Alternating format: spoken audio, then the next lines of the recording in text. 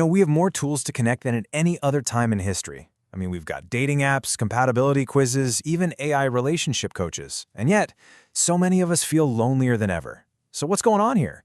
Why do all our modern tools for love so often leave us feeling, well, completely disconnected?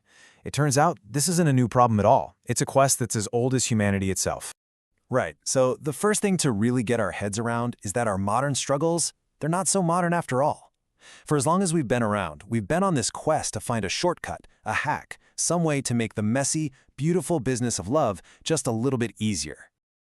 Just look at this timeline. It shows how long we've been at this. We started with ancient love potions, mixing up herbs and wine. Then we looked to the stars from medieval matchmakers. Fast forward to Victorian England with its pheromone perfumes. And now, here we are with AI and dating apps. The tools have gotten way more sophisticated, but the goal? It's exactly the same. We're still trying to shortcut the messy, unpredictable process of falling in love. And that is the crucial point, isn't it? As designer Joanna Montgomery puts it, this urge to find a shortcut is always there, but the hacks never quite deliver. Bad dates still happen, breakups still hurt like hell, and grief can still completely wreck us. It seems like we just can't engineer the pain out of the equation. And this brings us right to the core puzzle we're trying to solve today. With all these tools, all these seemingly endless options, why are we facing what some are calling a crisis of loneliness? Why does our attempt to make love easier seem to be making it so much harder? To answer that, we have to look inward. We've got to look at a really powerful psychological drive we all share, our deep, profound discomfort with uncertainty. See, we're caught in this constant internal conflict. On one hand, we crave intimacy and genuine connection. But on the other, we are absolutely terrified of the risk that comes with it. We want that reward, but man, we'll do almost anything to avoid the potential for pain. Psychologists actually have a name for this: uncertainty reduction theory. And the idea is pretty simple. When we care deeply about something unpredictable, our gut instinct is to try and control it. We want to make it predictable, nail it down so we don't lose it. And honestly, what's more unpredictable than love? And this is why we're so scared. The risk isn't just in our heads. This is fascinating. MRI scans show that the pain of grief or a major breakup, it activates the exact same neural pathways as physical pain. Your brain literally can't tell the difference between a broken heart and a broken arm. So, of course, we try to protect ourselves. So this deep-seated fear leads us directly to our modern solution for, well, pretty much everything: optimization. But when we apply the logic of efficiency to human connection, that's when things really start to fall apart. Think about it. We live in a world that is obsessed with making everything faster, more efficient. From our workouts, to our workdays, to our grocery delivery. It's only natural that we try to apply that same logic to relationships. The problem is, this approach isn't just not working, it might be fundamentally breaking them. This slide just lays out the conflict so perfectly. On one side, you have what love actually needs to grow: time, repetition, attention. But then look at what optimization is designed to remove: slowness, inconvenience, and effort. We are literally trying to build something while systematically stripping away all of its core ingredients. It's a recipe for failure. And this leads us to a really crucial realization. Love isn't a process that we can streamline, or a system that can be hacked.